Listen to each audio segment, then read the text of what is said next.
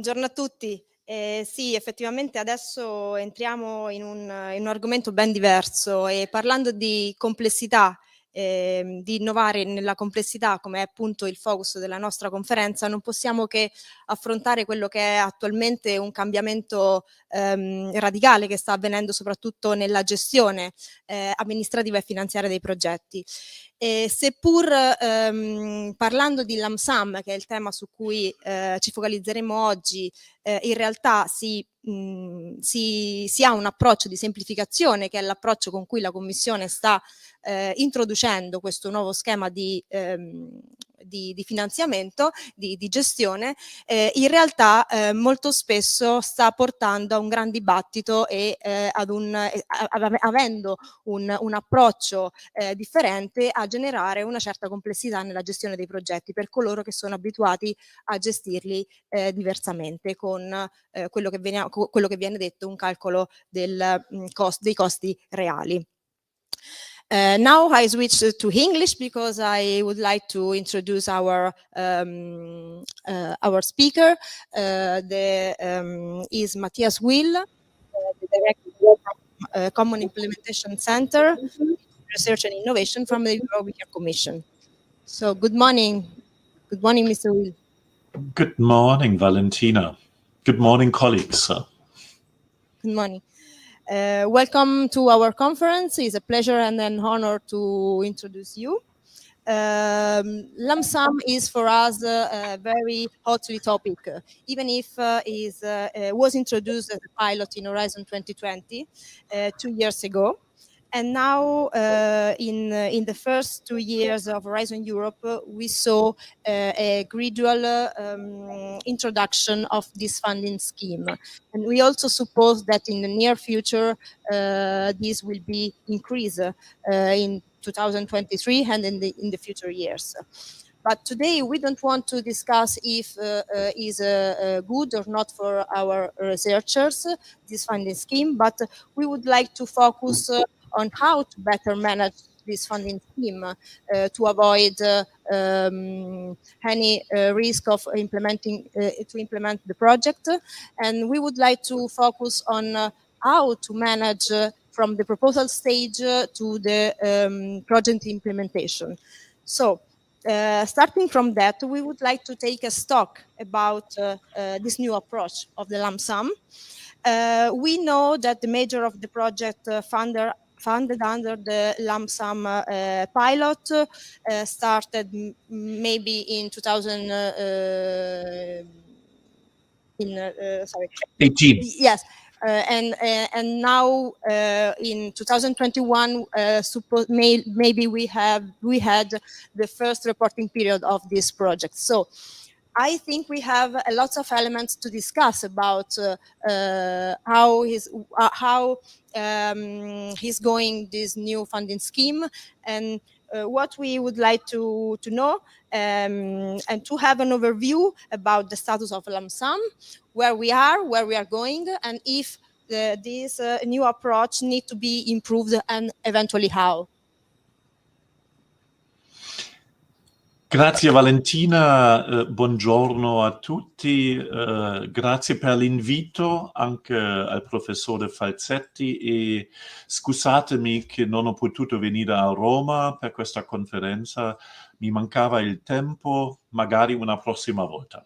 E per il resto il mio italiano non è sufficientemente bene per parlare dei lump sum in italiano, però I'm very happy that I have this opportunity, Valentina, and I look forward to the next couple of minutes where we can exchange about it. So I'm glad to be here to maybe explain a few things. Lump sums are new. Lump sums are important to us. I would also hope that I can pass a number of reassuring messages to you. But then, as you have already said, we are evaluating. We are not pretending that when we started in 2018, we knew all. We think this is continuous improvement. And for that reason, I also want to listen, not only today, but also to listen in the future, and we will speak about that when we come to your working group. So APRE to us is an important partner in this journey, and you know that we are talking to all the member states and receiving also feedback there. But for us, really, the exchange, the feedback from your participants, from practitioners, people who try out, is critically important to us. A few reminders why lump sums.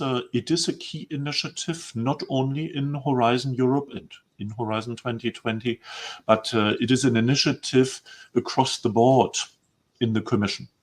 And we connect with lump sums the hope that we can respond to important objectives, policy objectives, easier access to finance, simplification, easier administration, of course, also the reduction of errors.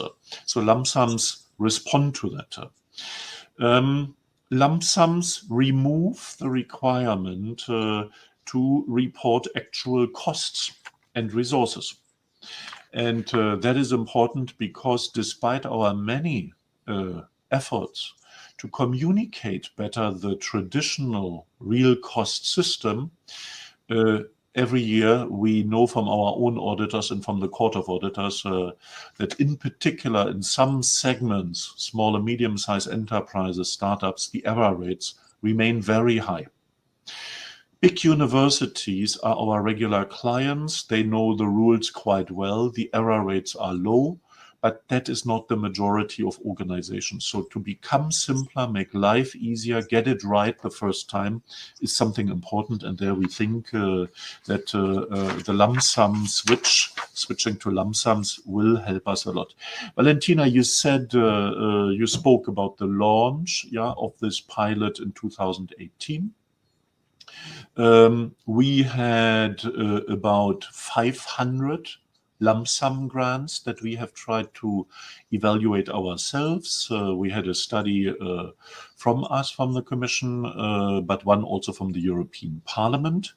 And both these studies came to the conclusion that this is something positive, wanted by the majority of people who were responding to it, but of course not denying, not hiding that there is need for improvement. So what have we done, Valentina and colleagues, about it? So there is, I think, a learning curve that we are really going through. And what really comes out from the feedback, from the studies, is that there is a need for clearer guidelines, clearer guidance, and more training. And this is not only training for newcomers, for participants, this is also training, and that is really important for our own colleagues here in the Commission and in the executive agencies. Imagine, nothing worse, that we create a lot of hopes for simplification, and then you go through the lump sum grant, and then the handling through the Commission, through our executive agencies is bumpy.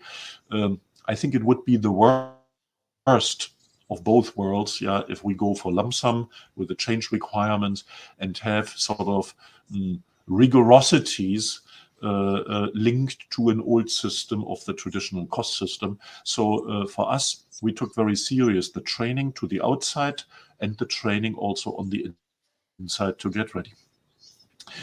I think what is important in this learning is that I think we have made very substantive efforts to improve these guidelines. There are different guideline documents, and I think all of you know this EU funding and tenders portal. And we have brought together in a single space the whole stock of guidelines, of recorded videos, of webinars. If you go there on the cover page, on the landing page of the Funding and Tenders portal, you should find it, and you can go there really to take it. I could report that last Thursday we had a big public webinar. Some of you might have participated. I think 1,200 participants, where we had an exchange, not just ourselves speaking, but we had participants with experience in lump sum funding, sharing their experience with it. I think what we took away from it is that indeed the sentiment is that in terms of reporting requirements, but also what it takes, to get ready for payments, has become easier.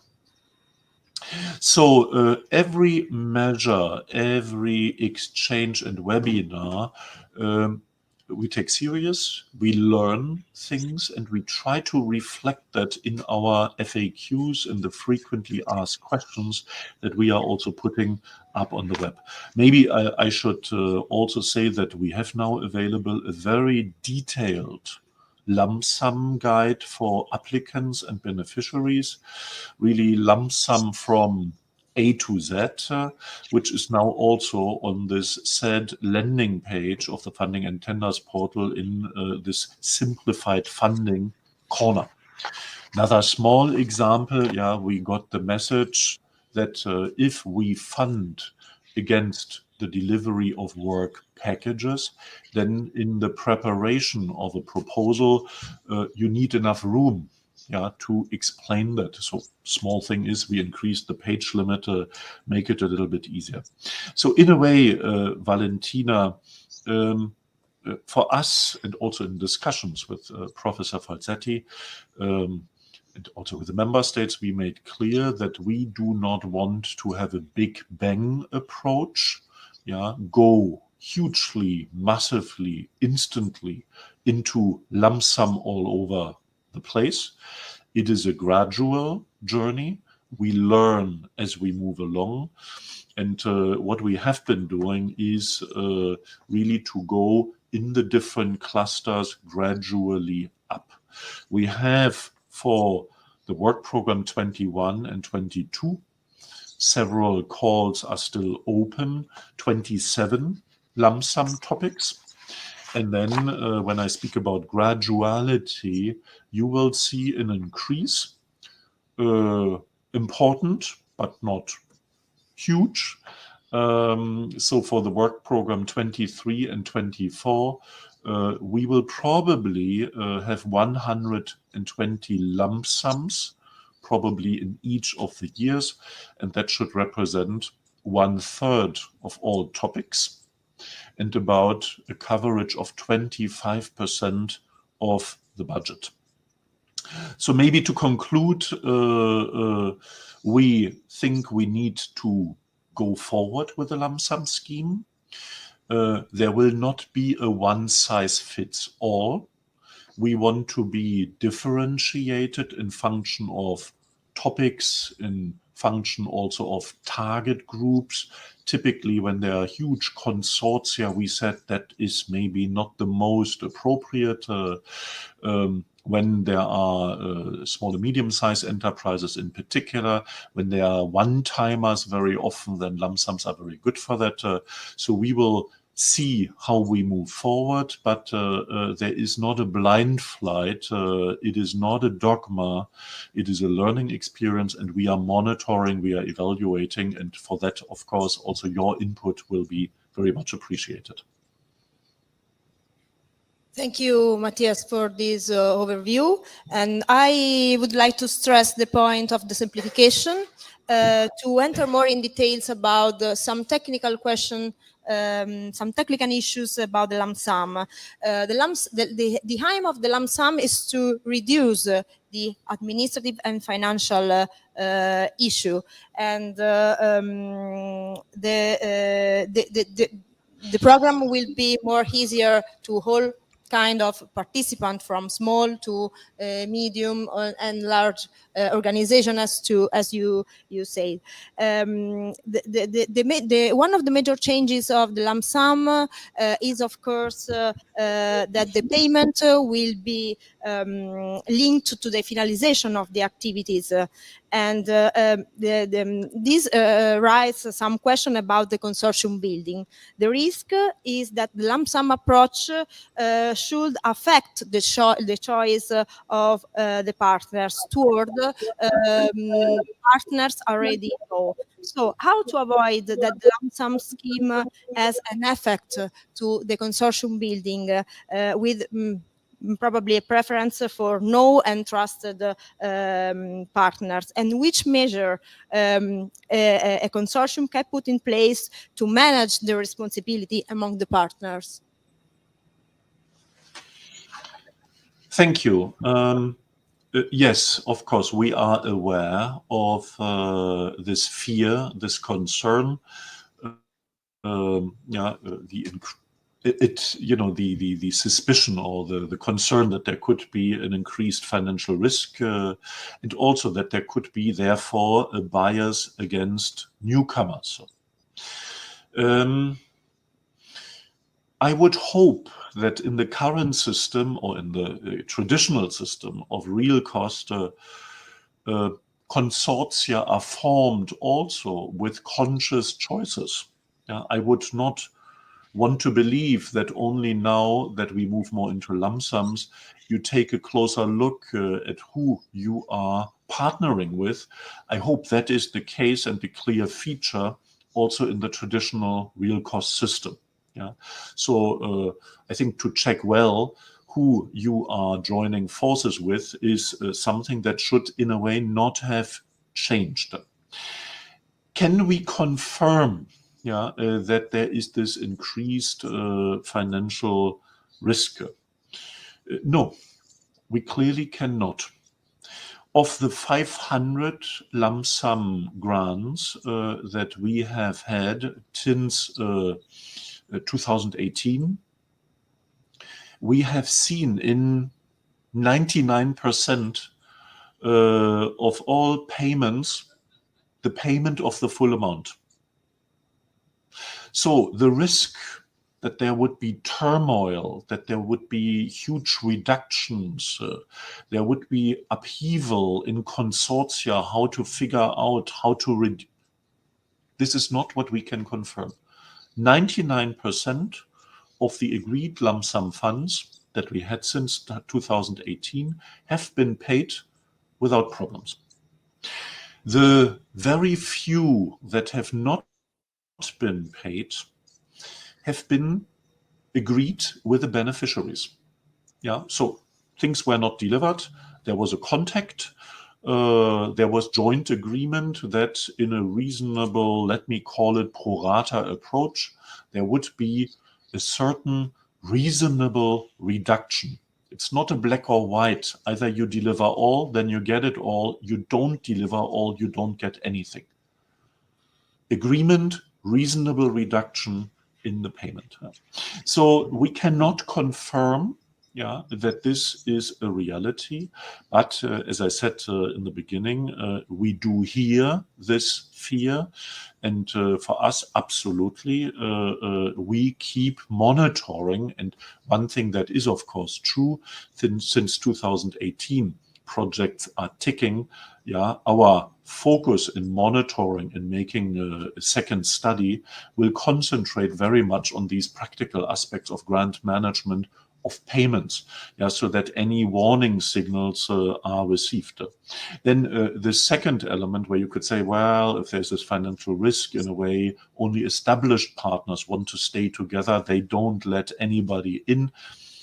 We cannot confirm that either. That is not the data that we are seeing there. The level of newcomers in these lump sum grants was identical to what we have seen before in others.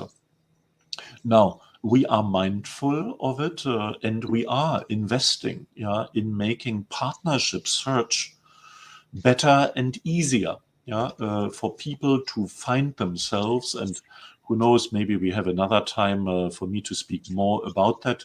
But, with the tons of data about reports, about results, about the calls and partners, we are also using improved search algorithms, to create happier marriages, if I may call it like that, so that also newcomers really find their way into it, and the established partners can take people on board.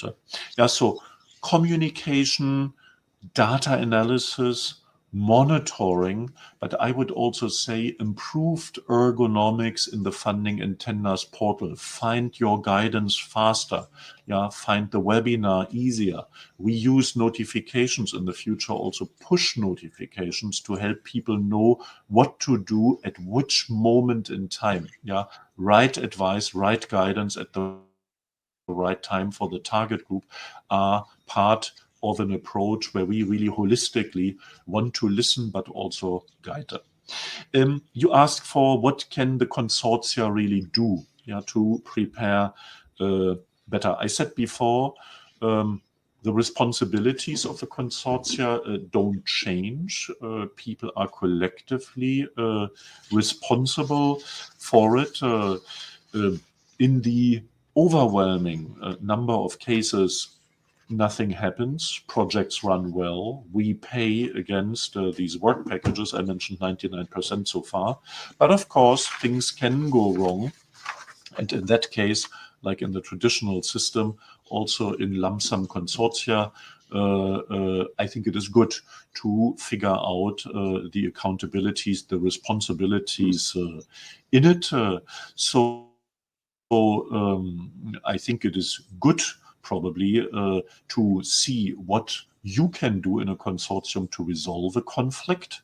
But then at the same time, and this really is where I would want to refer you to, and maybe then with your working group, that is an element where you can also contribute further to, is really this new guidance that I have mentioned before, the A to Z, where we have described several practical cases and constellations of what to do in case there is a change in the delivery of work packages.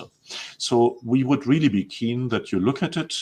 Maybe you have people among you who have run lump sums and then get feedback to it so that we can complement also that guidance. Maybe I stop there for the moment, Valentina. Yes, thank you, Matthias. Thank you. As you said, we are working on a lump sum with our associated member. And of course, we are glad to share with you in the future our results. So maybe we can cooperate and share some good practices that will arise from our group and our discussion. Thank you. Thank you for your time. And hope to talk to you soon.